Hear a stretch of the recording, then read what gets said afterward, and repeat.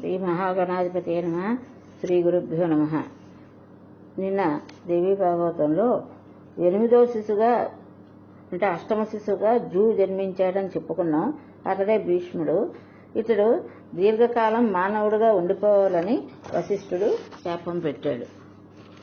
యథావిధిగా గంగాదేవి పసిబిడ్డను తీసుకుని నదికి బయలుదేరింది. శంతనుడు చూశాడు.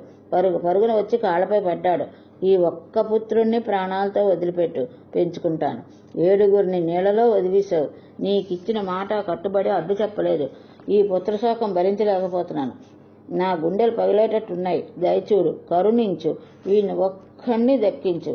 నా వంశం నిలబడుతుంది. ఈ ఒక్క ఉపకారం చెయ్యి చాలు. అపుత్రస్య గతిర్నాస్తి అన్నారు. అందుకని ఇంతగా కాళ్ళ వేళ పడి బతిమాలుతున్నాను. సుందరాంగి, అనుగ్రహించు అన్నాడు శంతనుడు గంగాదేవితో. గంగాదేవి అని వినిపించుకోలేదు. ముందుకే అడుగేసింది. శంతనుడికి దుఃఖం క్రోధంగా మారిపోయింది. ఉగ్రుడయ్యాడు. నిప్పులు చెరిగాడు. కఠినాత్మరాల, నరకానికైనా వెరవని పాపాత్మరాల, ఏ పాపిష్టి వంశంలో పుట్టావు? కన్న బిడ్డలను కడతెచ్చుకుంటున్నావు. మానవుల్లోనే కాదు, ఏ జాతుల్లోనూ ఉండదే.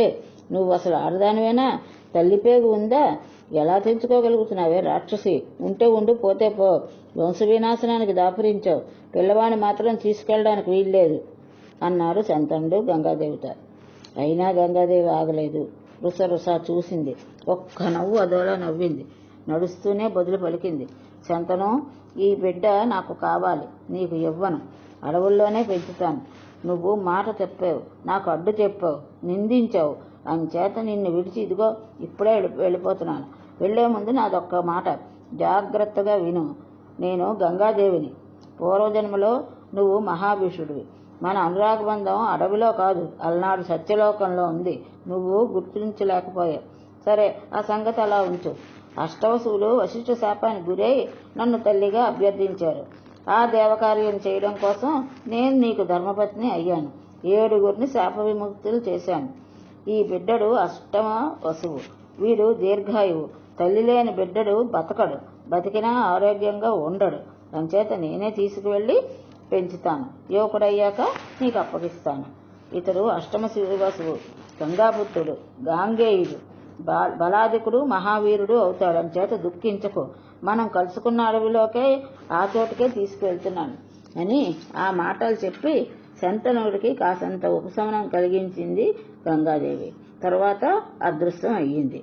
భార్య విరహం, పుత్ర విరహం బాధిస్తున్నా నేను మాత్రం నిమిత్త మాత్రం అనుకున్నాడు శంతనుడు. ధైర్యం చెప్పుకున్నాడు.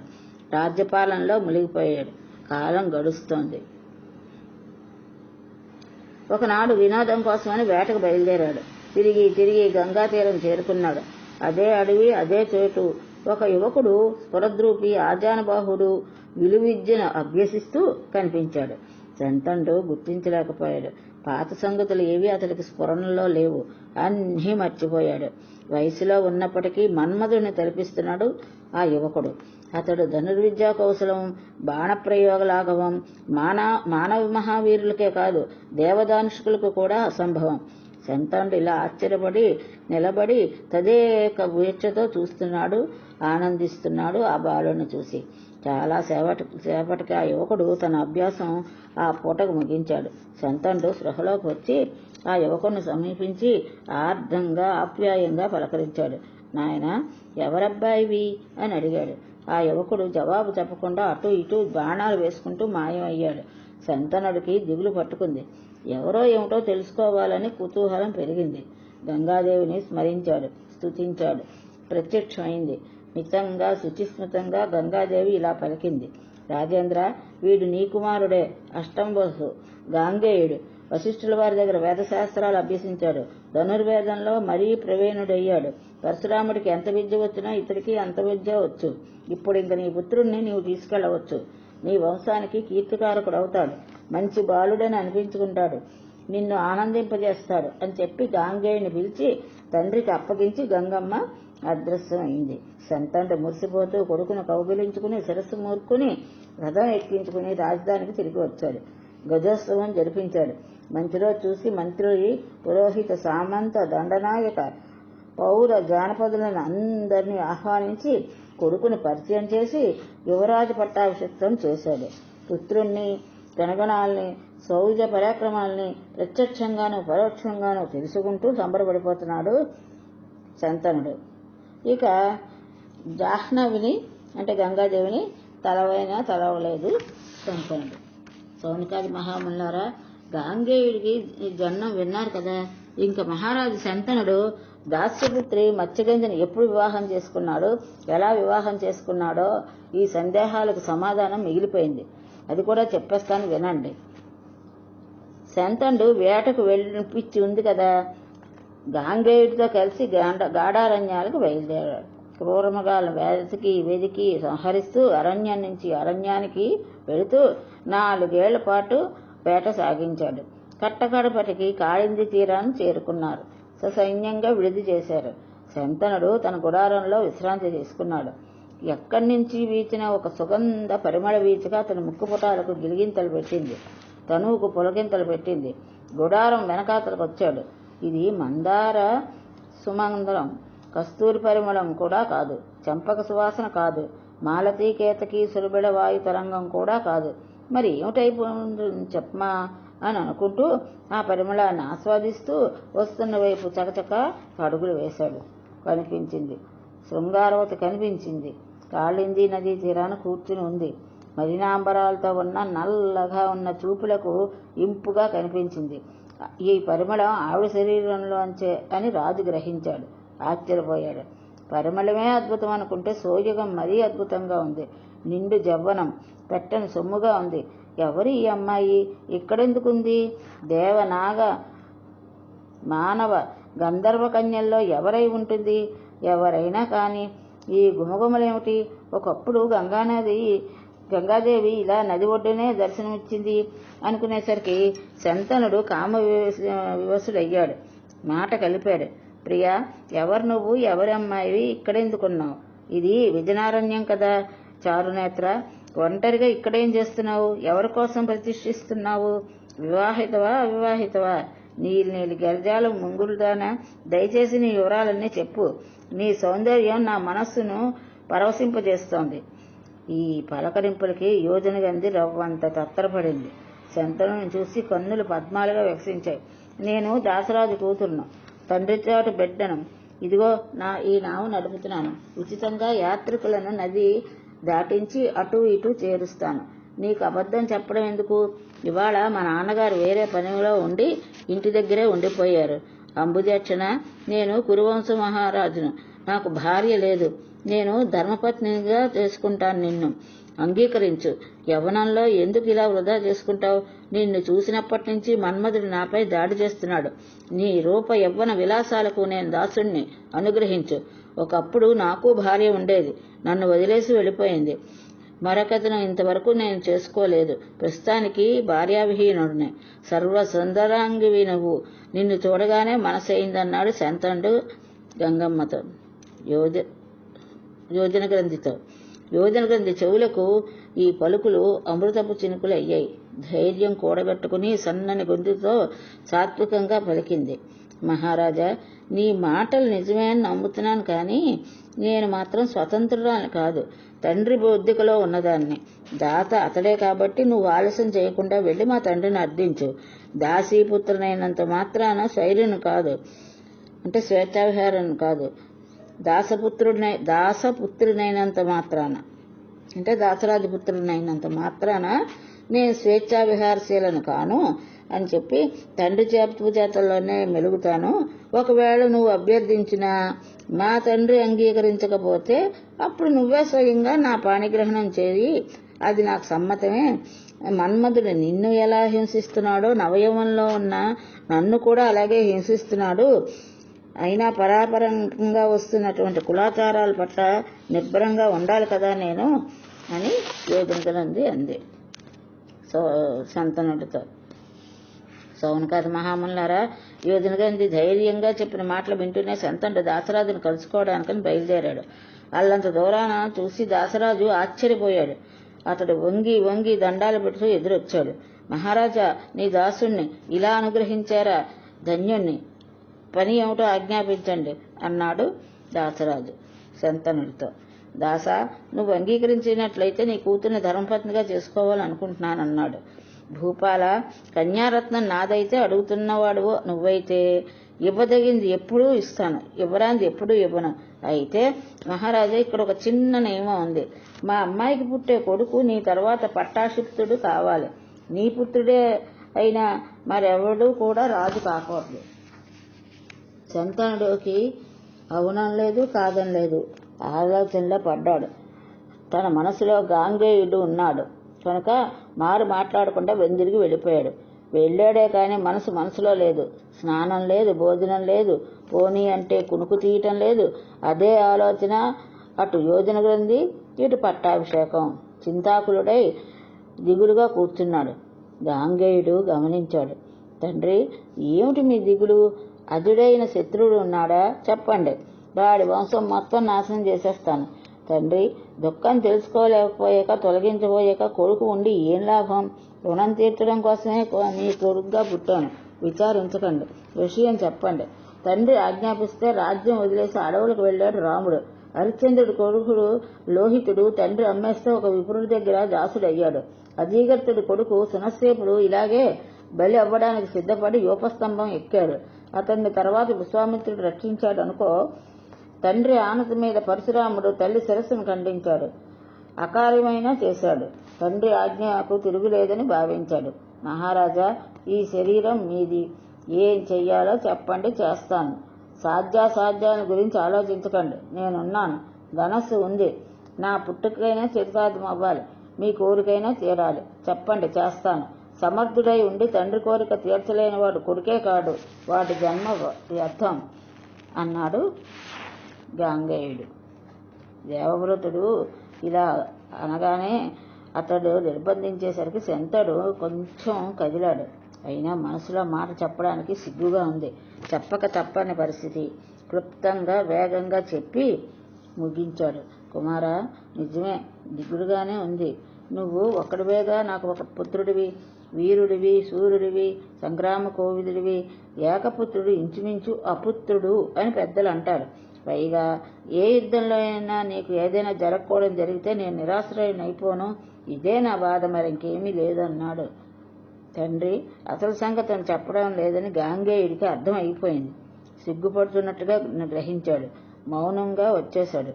మంత్రులను పెద్దల్ని పిలిచి నిజం కనుక్కోమని నాకు చెప్పండి అన్నాడు. వారు వెళ్లి సంగతి తెలుసుకుని వచ్చి దేవవ్రతుడికి విన్నవించాడు. అతడు తక్షణం బయలుదేరి దాసరాజును కలుసుకున్నాడు. ప్రేమగా వినయంగా సంభాషించాడు. దాసరాజా, మీ అమ్మాయి నాకు తల్లిగాక, నేను దాసుణ్ణవుతాను. మా నాన్నగారి కోసం అభ్యర్థిస్తున్నాను అన్నాడు గాంగేయుడు. గాంగేయ, శంతను మహారాజుకి పెద్ద కొడుకు నువ్వు. మా అమ్మాయిని వివాహం మీ తండ్రి గారు చేసుకుంటే పుట్టబోయే నా దహోత్రుడు రాజు కాలేడు. అంచేత నువ్వే చేసుకో అన్నాడు. దాసరాజా, కుదరదు. మీ అమ్మాయి నాకు తల్లి కావాల్సిందే. నేను రాజ్యం చెయ్యను. పుట్టబోయే తమ్ముడికే పట్టాభిషేకం జరిపిస్తాను. అతడే రాజ్యం వెళ్తాడు. నన్ను విశ్వసించు అన్నాడు. దేవవ్రత, నిజమే, నేను విశ్వసిస్తాను. నీ మాట నమ్ముతాను. కానీ రేపు నీకు పుట్టబోయే బిడ్డ బలవంతుడై నా మనమణ్ణి నుంచి రాజ్యం లాక్కుంటే ఏమిటి లాక్కుంటాడు. అప్పుడు ఏమిటి గతి అన్నాడు. అయితే దాసరాజా, విను, మీరంతా వినండి. నేను అసలు వివాహమే చేసుకోను. బ్రహ్మచారిగా ఉండిపోతాను. ఇదే సత్యం. ఇదే నా ప్రతిజ్ఞ. ఇదే నా వ్రతం అని భీషణంగా ప్రతిజ్ఞ చేశాడు గాంగేయుడు. ఈ విధంగా భీషణగా ప్రతిజ్ఞ చేశాడు కాబట్టి ఆయనకి భీష్ముడు అని నామకరణం జరిగింది. ధీవర ప్రభువు అంగీకరించాడు. సత్యవతిని శంతనుడికిచ్చి వివాహం జరిపించాడు. ఇది జరిగింది ఆ వివాహం. శంతనుడికి తెలియదు. సత్యవతికి అప్పటికే ఒక కొడుకు, అంటే వ్యాసుడు, పరాశరుడి ద్వారా వ్యాసుడు పుట్టడం గురించి జన్మనిచ్చినట్టుగా. సామనకాది మహామునులారా, సత్యవతి సంతనుల వివాహ కథ చెప్పాను కదా. భీష్ముడు పట్టాభిషేకం ఎందుకు చేసుకోలేదో, సత్యవతి ఎందుకు రాజ్యం అతడికి అప్పగించలేదో, అతడు బ్రహ్మచారిగా ఎందుకు ఉండిపోయాడో అన్నీ మీకు తెలిసాయి కదా. సత్యవతి సంతనులకు 2 కొడుకులు పుట్టి కాలవసాన దిగవంతులైన సంగతి కూడా మీరు విన్నారు. దేవర న్యాయంతో వ్యాసుడి వల్ల అంబికకు పుట్టిన కొడుకు పుట్టుగుడ్డి. ఎందుకంటే వ్యాసుడు కలిసే సమయంలో అతడి రూపాన్ని చూసినటువంటి అంబిక కళ్ళు మూసుకుంది. అందుకని బిడ్డ జనశాంతుడయ్యాడు, అంటే పుట్టగుడ్డు అయ్యాడు. అంబాలిక పుట్టిన కొడుకు పాలిపోయిన రంగు. ఎందుకంటే ఆ సమయంలో వ్యాస రూపానికి కోపానికి అంబాలిక భయపడిపోయింది. అందుకని పాండురోగిలాగా శ్వేతవర్ణంలో కొడుకు పుట్టాడు. అంబికాసుతుడు ధృతరాష్ట్రుడు, అంబాలికాతనయుడు పాండురాజు. ఇక రెండవసారి కోడలి పిల్ల తన బదులు దాసిని వినియోగించింది.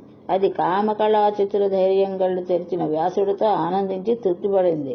సర్వలక్షణ సంపన్నుడు, సాత్వికుడు, మేధావి, ధర్మాంశంభూతుడు అయినటువంటి విదురుడు ఆ దాసితో వ్యాసుడు కలవడం వల్ల జన్మించాడు. పెద్దవాడైన వాడు గుడ్డివాడు కనుక ధృతరాష్ట్రుడు రాజు కాలేకపోయాడు. మంత్రి పురోహితులంతా కలిసి పాండురాజుకే పట్టాభిషేకం జరిపించారు. భీష్ముడి అనుమతి ఉంది. విదురుడు దాసీపుత్రుడు కనుక రాజ్యం పొందలేకపోయినా మేధావి కనుక మంత్రిగా నియుక్తుడయ్యాడు. ధృతరాష్ట్రుడికి 2 భార్యలు. సౌబల రాజకుమారి గాంధారి వైశ్య. పాండురాజుకి 2. సూరసేన రాజకుమారి కుంతి, మద్రదేశ రాజపుత్రి మాద్రి. గాంధారికి 100 కొడుకులు, వైశ్యకి ఒకే ఒక కొడుకు. అతడి పేరు యుయుస్సుడు. అంటే ధృతరాష్ట్రుడికి 2 భార్యలు. గాంధారి అనేటువంటి ఆవిడైతే మనకు తెలుసు, కానీ ఆయనకి ఇంకొక భార్య పేరు వైశ్య. ఆయనకి ధృతరాష్ట్రుడికి వైశ్యకి పుట్టినవాడు యుయుస్సుడు. అలాగే పాండురాజుకి 2 భార్యలు. అందులో సూరసేన రాజకుమారి అయినటువంటి కుంతీదేవి, మద్రదేశపు రాజపుత్రి మాద్రి అన్నమాట. కుంతి వివాహం కాకముందు కన్యగా ఉండగానే సూర్యుడి వల్ల కర్ణుడికి జన్మ ఇచ్చింది. తరువాత పాండురాజును వివాహమాడింది. సూతుడి మాట చెప్పేసరికి సౌనకాది మహాములు ఆశ్చర్యపోయారు. నింగిలో సూర్యుడు నేల మీద కుంతికి ఎలా కలిశాడు, బిడ్డ ఎలా పుట్టాడు, సవిస్తారంగా చెప్పమన్నారు. సూతుడు ఉపక్రమించాడు ఈ విధంగా. మహామునులారా, సూరసేనుడి కూతురు కుంతి. ఆవిడ బాల్యమంతా కుంతిబోధుడి ఇంట్లోనే ఆటపాటాలతో గడిచింది. అక్కడ వచ్చే మునులను అతిథులను ఉత్సాహంగా సపర్యలు చేస్తూ ఆ బాలిక అందరికీ ఆశీస్సులు పొందుతోంది. ఒకప్పుడు దూర్వాసుడు అక్కడికి వచ్చి చాతుర్మాస దీక్ష జరుపుతున్నాడు. 4 నెలలు సేవ చేసింది ఆ చిన్నారి. ముని సంతోషించాడు. వెళ్తూ వెళ్తూ ఒక మంత్రం ఉపదేశించాడు. దీన్ని జపించి నువ్వు ఏ దేవతను స్మరిస్తే అతడు ప్రత్యక్షమై నీ కోరిక తీరుస్తాడు అని. ముని వెళ్ళగానే ఆ పసికోన అతని గదిలో కూర్చుని మంత్రశక్తి పరీక్షించడం కోసమని ఏ దేవత పిలుద్దామా అని ఆలోచించింది. అప్పుడే సూర్యుడు ఉదయిస్తూ కనిపిస్తున్నాడు. అతడినే పిలుద్దాం అనుకుంది. మంత్రం జపించింది, స్మరించింది. సూర్యమండలం నుంచి మానవ రూపంలో కుంతి ముందు ప్రత్యక్షమయ్యాడు సూర్యనారాయణమూర్తి. కాంతివంతంగా ఉన్నాడు, మృదువుగా ఉన్నాడు, చూడ్డానికి హాయిగా ఉన్నాడు. కుంతికి ఆశ్చర్యం, ఆందోళన కలిగాయి. సూర్యుడేమిటి, ఇలా వచ్చేయడమేమిటి? భయంతో గడగడలాడింది. ఆ క్షణంలో ప్రథమ రజస్వల అయింది. తేరుకోవడానికి కొన్ని నిమిషాలు అయ్యింది. సూర్యుడికి నమస్కరించి, తేజస్వి, నీ దర్శనంతో సంప్రీతి చెందాను, ఇక చాలు, నీ మండలానికి వెళ్ళిపో అంది కుంతి సూర్యుణ్ణి. కన్యక, ఈ మాత్రానికైనా అంతటి మంత్రశక్తితో నన్ను అసలు ఎందుకు పిలిచినట్టు? పిలిచి నన్ను సేవించినట్టు ఎలాగా? కాటుకు కన్నులదానా, చిన్నదానా? నీ పట్ల నాకు ప్రేమభావం అంగీకరించింది. కామార్తున్నయ్యాను, సేవించుకో. మంత్రాధీనున్నై వచ్చాను, సన్నిధిలో నిలిచాను. సర్వసాక్షి, నేను కన్యకను, నీకు ధర్మాలు తెలుసు, దండం పెడతాను, దయచేసి వెళ్ళిపో. ఉన్నత కులంలో పుట్టాను, నాకు అపవాదు తేవద్దు అన్నది కుంతి. కుంతి, నా పరిస్థితి కూడా ఆలోచించు. వృధాగా వెళ్ళిపోతే సిగ్గు. సకల దేవతలు నన్ను గేలు చేస్తారు, అది నేను భరించలేను. నా కోరిక తీర్చు, లేదంటే నిన్ను, నీ మంత్రానికి ఇచ్చిన ఆ బ్రాహ్మణ్ణి, 2 శపించేస్తాను. భయపడకు, నీ కన్యాధర్మం చెరడు. ఇక్కడ ఈ 4 గోడల మధ్య జరిగిన సంగతి లోకులకు తెలియదు. అచ్చం నాలాటి కొడుకే పుడతాడు అన్నాడు సూర్యుడు. ఇలా ఒడబర్చి సూర్యభగవానుడు ఆ సిగ్గుల మొగ్గను తనివి తీర ఆగ్రానించి వెళ్ళిపోయాడు. కుంతి గర్భవతి అయింది. దాదీకి తెలిసింది. తల్లిదండ్రులకు తెలియనివ్వకుండా కాపాడింది. నెలలు నిండాయి. కవచకుండలాలతో మహా తేజస్వి అయిన కొడుకు పుట్టాడు. 2వ సూర్యుడిలా మెరిసిపోతున్నాడు. దాది ధైర్యం చెప్పింది. పెట్టెలో పెట్టి రహస్యంగా తీసుకుపోయి ఎక్కడో వదిలేసి వస్తానంది. పసిబిడ్డను మంజూషలో ఉంచుతూ కుంతికుమారి బోరున విలమిచ్చింది. ఏం చెయ్యనురా నాయన, కన్నబిడ్డను వదులుకుంటున్న మందభాగ్యను. ఈ జగదంబిక సర్వేశ్వరి నిన్ను కాపాడుగాక. ఆ విశ్వజన్ని నిన్ను కాచాయిని నిన్ను సాకుగాక. రవికుమార, నిర్లజ్జగా దుష్టజారనిగా నిన్ను అడవుల పాలు చేసేస్తున్నాను కన్నా. మళ్ళీ ఎప్పటికి చూస్తానో. తెలిసి తెలిసి చేస్తున్న ఈ మహాపాతకం జ్ఞాపకానికి వచ్చినప్పుడల్లా ఎంత గుండెకోతగా ఉంటుందో. పూర్వజన్మలో ఏ మహాపాపం చేశానో జగదీశ్వరి ఒక్కసారైనా అర్చించలేదేమో. అందుకే నాకు ఈ శిక్ష. పండంటి బిడ్డను కని పెంచుకోలేని దుస్థితి, చేతులారా వదులుకోవలసిన దురవస్థ. ఎవరైనా చూస్తారు ఊరుకోమంటూ కుంతిని పక్కకు లాగింది దాది. పెట్టి మూసేసింది. గుట్టుగా వెళ్ళిపోయింది. గుండెలు చిక్కబట్టుకుని కుంతి కొయ్యవారు చూస్తూనే అలాగే ఉండిపోయింది. నెమ్మదిగా కదిలి వెళ్ళి స్నానం చేసింది కుంతి. దాదికి ఒక రథచోదకుడు ఎదురయ్యాడు. అతడి భార్య రాధ. పూర్వ పరిచయంతో దాదికి పలకరించింది. పెట్టి ఏమిటని అడిగింది. ఎక్కడికో ఎవడివాడో మగబిడ్డ అని ఊరుకుంది దాది. మాకు సంతానం లేదు, పెంచుకుంటాం, ఇచ్చేయమని రాధ బలవంతం చేసి తీసేసుకుంది. సూతుడింట్లో బిడ్డడు కర్ణుడయ్యాడు. అటుపైన కొంతకాలానికి పాండవరాజు స్వయంవరంలో కుంతిని చేటు పెట్టబట్టాడు. మాద్రిని చేసుకున్నాడు. ఒకరోజు పాండురాజు లేడి అనుకుని ఒక ముని బాణంతో కొట్టాడు. కొన ఊపిరితో ముని శపించాడు. స్త్రీ సంగమం చేశావో చస్తావు పొమ్మన్నాడు. శపించి మరీ ప్రాణం వదిలాడు. ఆ శాపానికి పాండురాజు విలువలాడాడు. రాజ్యం వదిలేసి శాశ్వతంగా అడవులకు వచ్చేశాడు. సేవలు చేస్తామంటూ భార్యలిద్దరూ వెంట వచ్చారు. గంగా తీరంలో మునుల ఆశ్రమంలో శాస్త్ర పురాణ చర్చలతో కాలం గడుపుతూ స్త్రీ సుఖానికి నోచుకోక తపస్సు చేస్తున్నాడు పాండురాజు.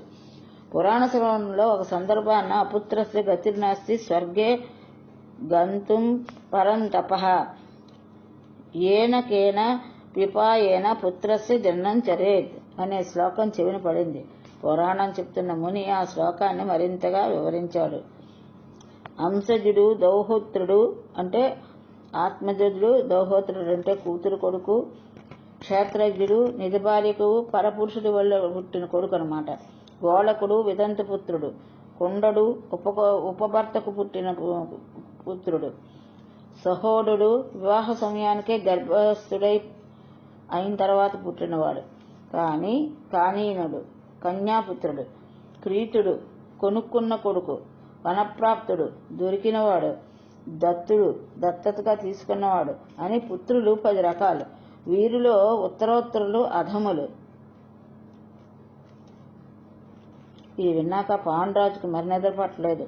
ఒక్కనాడు కుంతిని పిలిచి ఏకాంతంగా చెప్పాడు. ఏ తపస్సుని ఆశ్రయించి కడుపు పండించుకోమన్నాడో నా ఆజ్ఞగా చేస్తున్నావు కాబట్టి దోషం లేదన్నాడు. పూర్వకాలంలో ఇటువంటివి జరిగాయని విన్నాం. సౌదాసుడు వశిష్ఠుడి వల్ల ఇలా పుత్రుని పొందేట కాబట్టి నువ్వు ప్రయత్నించు, నాకు ఒక పుత్రుని త్వరగా అందించు అన్నాడు. అప్పుడు కుంతి తన దగ్గరున్న దూర్వాస మంత్రం సంగతి చెప్పింది. అనుమతి పొందింది. మొదట యముణ్ణి స్మరించి యుధిష్ఠిరుని ప్రసవించింది. వాయుదేవుడి వల్ల భీముణ్ణి, ఇంద్రుడి వల్ల అర్జున్ని, ఏడాదికొకరు చొప్పున 3 మగపిల్లల్ని కన్నది. మాద్రికి అసంతృప్తి. నాకు బిడ్డలు ప్రసాదించమని పాండురాజుని అభ్యర్థించింది. పాండురాజు కుంతిని అభ్యర్థించి ఆ మంత్రం మాద్రికి కూడా ఇప్పించాడు. ఒకసారి మాత్రమే ఉపయోగించాలని కట్టడి చేశాడు. అందుకని మాద్రి జంట దేవతలైన అశ్వినులను సరించింది. నకుల సహదేవులు జన్మించారు. ఇలా పంచపాండవులు క్షేత్రజ్ఞులుగా ఆవిర్భవించారు. ఒక వసంతంలో ఒక మధురక్షణ మాద్రిని చూసి పాండురాజు సమ్మోహితుడయ్యాడు. నిలువరించుకోలేకపోయాడు. వద్దు వద్దు వద్దని ఎంత వారిస్తున్నా వినకుండా కలయబడి మాద్రిని కౌగలించుకున్నాడు. అంతే, నేలకు ఒరిగిపోయాడు. చెట్టు కూలిన తీగల మాద్రి అతడిపై పడి రోధించింది. కుంతి వచ్చి దుఃఖించింది. బాలపాండవులు విలపించారు. చుట్టుపక్కల ఆశ్రమం వారంతా పోగయ్యారు. గగ్గోలుగా ఉంది వాతావరణం. మునులంతా కలిసి గంగా తీరంలోనే పాండురాజుకు ఉత్తరక్రియలు నిర్వహించారు. నకుల సహదేవులను కుంతులకు అప్పగించి 5 సంరక్షణను ఆమెనే సాకమని మాద్రి సతీ సహగమనం చేసింది. ఊర్ధ్వ దైహిక క్రియలు అయ్యాక మునీశ్వరులు కుంతిని పాండవుల్ని హస్తినాపురం చేర్చారు. భీష్ముడు, విదురుడు, ధృతరాష్ట్రుడు ఇంకా పెద్దలు పౌరులు సమావేశం అయ్యారు. పాండురాజుకున్న శాపం తెలుసు కనుక ఈ బిడ్డలు ఎవరని కుంతిని నిలదీశారు. కుంతి సిగ్గుపడింది, లోలోపల దుఃఖించింది. అపవాదు వస్తే ఎంత ప్రమాదమో ఎరగందే కనుక ధైర్యంగా జవాబు చెప్పింది. ఈ 5 దేవతల బిడ్డలంది. నమ్మేది ఎలాగా అని అన్నారు ప్రజలు. యమ, వాయు, మహేంద్రాశ్వనులు స్మరించింది కుంతి. వారు ప్రత్యక్షమై ఆకాశంలో నిలిచి వీరు మా బిడ్డలే అని అందరికీ వినిపించేటట్లుగా చెప్పి అదృశ్యమయ్యారు. భీష్ముడు ఆమోదముద్ర వేశాడు. అందరూ అంగీకరించాడు. తల్లి బిడ్డలను అంతఃపురానికి పంపించారు. పంచపాండవుల ధర్మపత్ని ద్రౌపది 5 బిడ్డలను ప్రసవించింది. అర్జునుడికి సుభద్ర అనే మరొక భార్య కూడా ఉంది. ఆమె కృష్ణుడి సోదరి. అతడి ప్రోత్సాహంతోనే అర్జునుడు సుభద్రను అపహరించి వివాహం చేసుకున్నాడు. సుభద్రార్జునుల కొడుకు మహావీరుడైనటువంటి అభిమన్యుడు. అలా ఈ ఉప పాండవులు 6 కురుక్షేత్ర మహాసంగ్రామంలో వీరమరణం పొందారు. అప్పటికి అభిమన్యుడి భార్య ఉత్తర విరాట్రాజు కూతురు అయినటువంటి ఆమె గర్భవతి. బాణాగ్నికి ఆ శిశువు గర్భంలోనే మరణించాడు. మృత శిశువును ప్రసవించింది. శ్రీకృష్ణుడు ప్రాణం పోసి బతికించాడు. అశ్వత్థామ ప్రతాపానికి వంశమంతా పరిక్షీణం అయిపోతే బతికి బట్టపట్టినవాడు కనుక ఆ శిశువుకు పరీక్షిత్తు అని పేరు పెట్టారు. ఇది భాగవతం ఈరోజు. స్వస్తి.